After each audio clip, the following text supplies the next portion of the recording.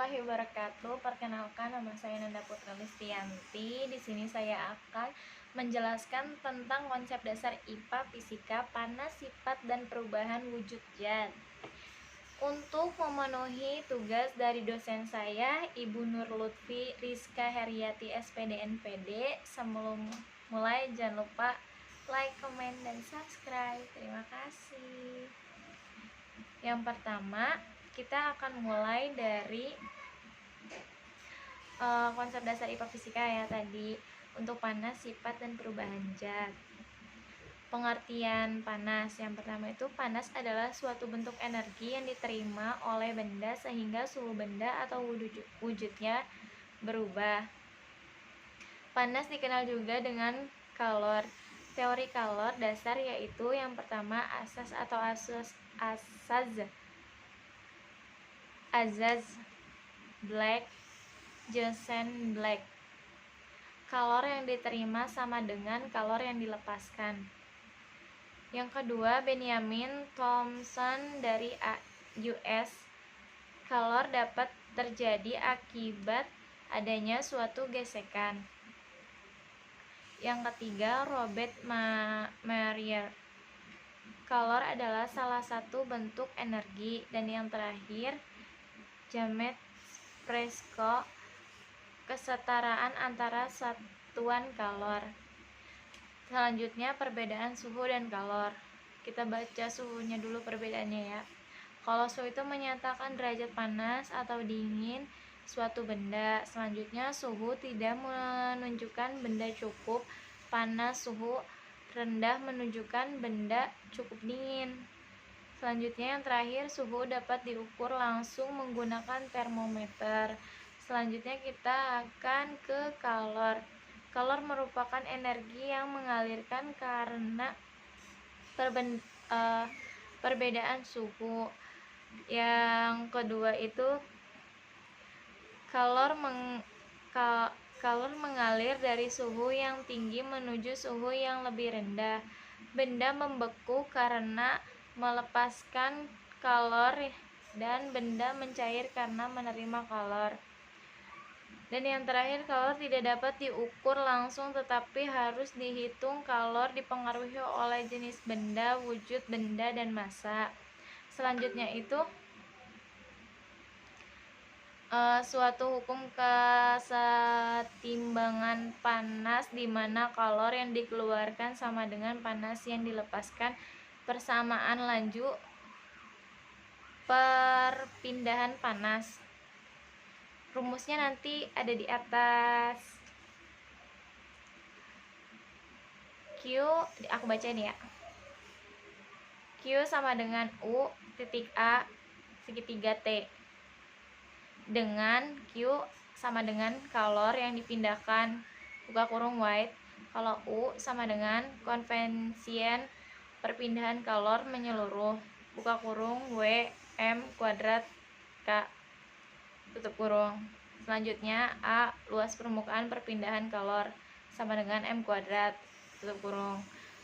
Selanjutnya perubahan wujud benda. Yang pertama, kalor dapat merubah suatu benda. Seperti air dingin memiliki suhu rendah, air panas memiliki suhu tinggi. Apabila kedua air dicampurkan, maka campuran air akan menghasilkan suhu yang baru. Yang kedua, kalor dapat merubah wujud benda.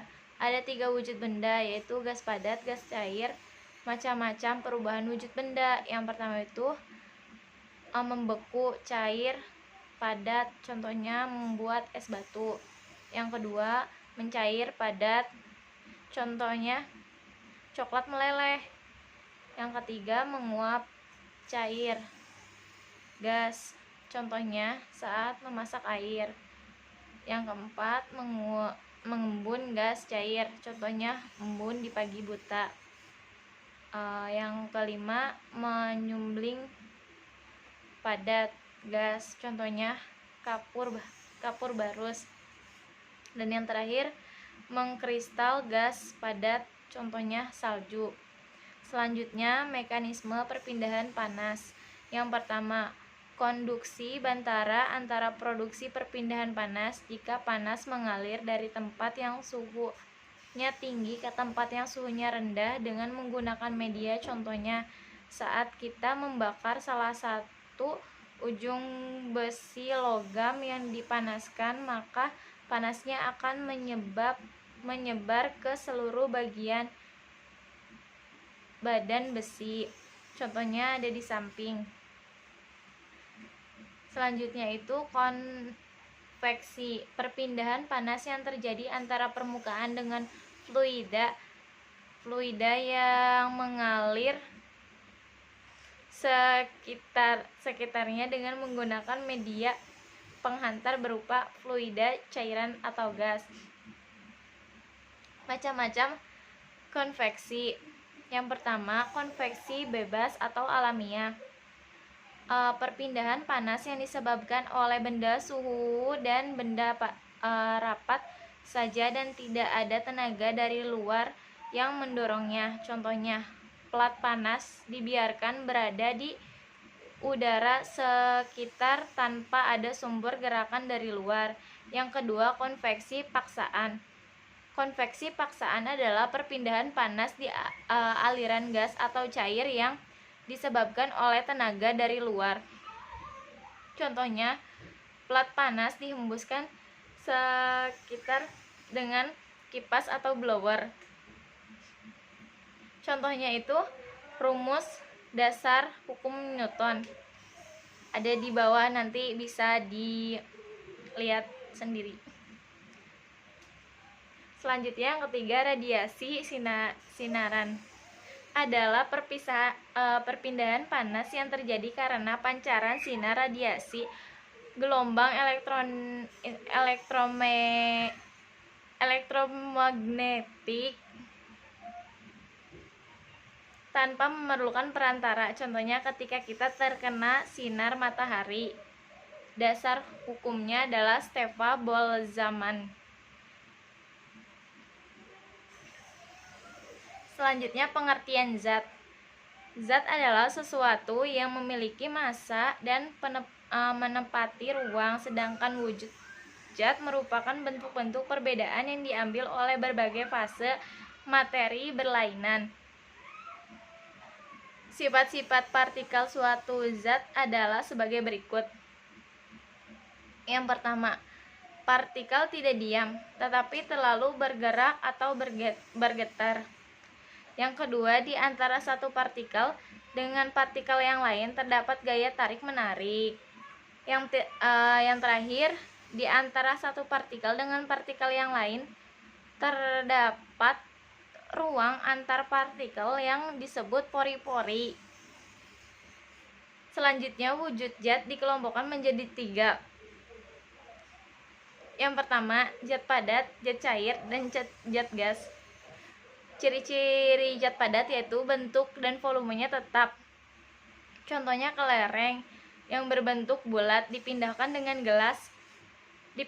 ke gelas dan tetap berbentuk bulat, yaitu begitu pula dengan volumenya.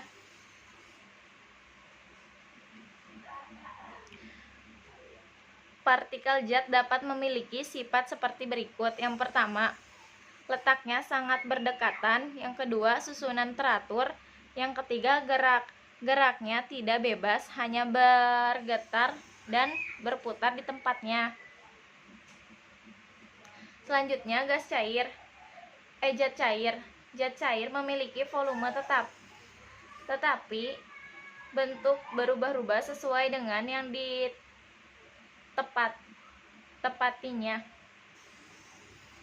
Apabila air dimasukkan ke dalam gelas, maka bentuknya seperti gelas. Apabila dimasukkan ke dalam botol, maka akan seperti botol, tetapi volumenya selalu tetap. Partikel zat cair memiliki sifat sebagai berikut.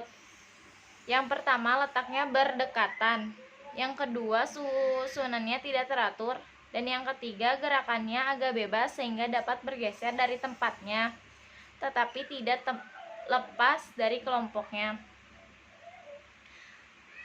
Selanjutnya, yang terakhir, zat gas. Ciri dari gas diantaranya bentuk dan volumenya berubah sesuai dengan tempatnya. Gas yang terdapat di balon memiliki bentuk dan volume yang sama dengan balon. Partikel zat memiliki sifat seperti berikut. Yang pertama, letaknya sangat berjauhan. Yang kedua, susunannya tidak teratur. Dan yang terakhir, gerakannya bebas bergerak sehingga dapat bergeser dari tempatnya dan lepasnya dari kelompoknya sehingga dapat memenuhi ruangan. Selanjutnya, perubahan wujud zat. Perubahan wujud zat adalah perubahan termodinamika dari satu fase benda ke keadaan wujud zat yang lain. Berubah wujud zat ini biasanya terjadi karena peristiwa pelepasan dan penyerapan kalor. Perubahan wujud zat dibedakan menjadi dua, yaitu yang pertama perubahan kimia. Perubahan yang menghasilkan zat baru, contohnya makanan busuk. Makanan busuk, pembakaran, petasan yang meledak, dan fermentasi. Yang kedua, perubahan fisika. Perubahan yang tidak menghasilkan zat baru, yang berubah hanya wujud dan bentuknya. Contohnya es mencair, gula yang dilarutkan di dalam air dan air menjadi es. Selanjutnya, perubahan fisika dibedakan menjadi 6, yaitu yang pertama gas padat cair tadi 3, itu menjadi 6, yaitu menyumbling sama dengan mengkristal, terus mengembun sama dengan menguap, dan mencair sama dengan membeku. Contoh, langsung ke contoh soalnya saja.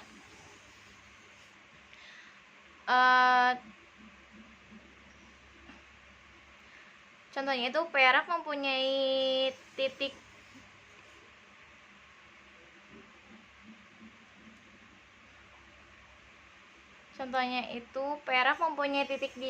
didih pada suhu 961 Celcius dan kalor jenisnya 230 jarak. Diulang aja. Perak mempunyai titik didih pada suhu 960 Celcius, kalor lebur sebesar 88 kilo dan kalor jeniusnya 230 kilogram. Hitunglah kalor yang dibutuhkan untuk meleburkan 16,5 kg perak yang temperaturnya awalnya adalah 20 Celcius. Diketahui Mag-nya sama dengan 16,5 kg. Ag-nya agentum nama ilmiah perak. Lb sama dengan 88 kg atau kilogram, sama dengan 8,8 dikali 104 J atau kilogram. T-nya sama dengan 20 Celcius. Titik lebur peraknya TL sama dengan 961 Celcius.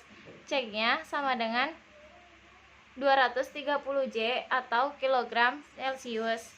Yang ditanyakan Q. Penyelesaian. Untuk menyelesaikan soal ini kita harus ingat bahwa suatu benda akan melebur setelah suhunya mencapai titik didih. Padahal untuk mencapai titik didih juga memerlukan kalor. Jadi soal ini harus diselesaikan dengan dua cara. Cara pertama adalah mencari kalor untuk menaiki suhu sehingga mencapai titik didihnya. Cara kedua adalah mencari kalor leburnya. Kalor yang diperlukan untuk menaiki suhu dari 20 Celcius hingga 960 Celcius adalah sebagai berikut. Q1 sama dengan MC segitiga T. Q2 sama dengan 16,5 dikali 230 dikali 961 dikurang 20 tutup kurung. Selanjutnya Q1 sama dengan 3,61 dikali 106 J. Kalau lebur peraknya dicari dengan persamaan sebagai berikut. Q2 sama dengan MLB Q2 sama dengan 16,5 dikali buka kurung 8,8 dikali 104 tutup kurung. Q2 sama dengan 1,452 dikali 106 Z. Jumlah kalor total untuk melebur perak dari suhu 20 Celcius adalah sebagai berikut. Q ton sama dengan Q1 ditambah Q2. Q ton sama dengan buka kurung 3,61 dikali 106 tutup kurung ditambah 1,452 dikali 106. Q ton sama dengan 5062 dikali 106 J. Jadi kalor yang dibutuhkan untuk meleburkan perak tersebut adalah 5062 dikali 106 J. Selanjutnya contoh soal kedua itu Anis menyiapkan minuman es teh untuk pekerja di rumahnya. Dalam suatu wadah, ia mencampurkan 0,5 kg es yang bersuhu 50 Celcius dengan 1 kilo air teh yang suhunya 20 Celcius.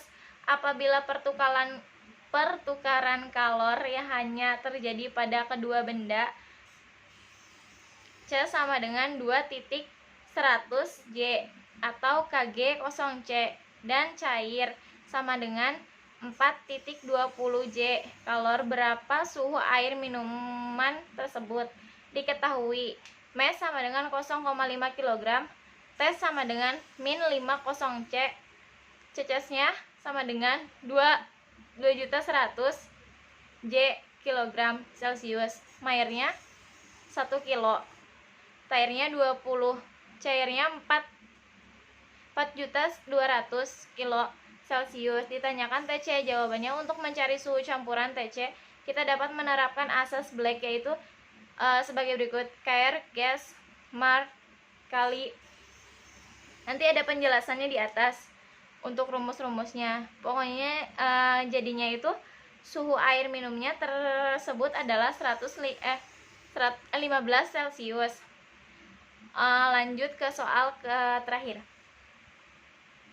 Hitunglah kalor yang dibutuhkan untuk menaiki temperatur besi bermassa 3 kilo dari suhu 10 Celcius sampai 80 Celcius.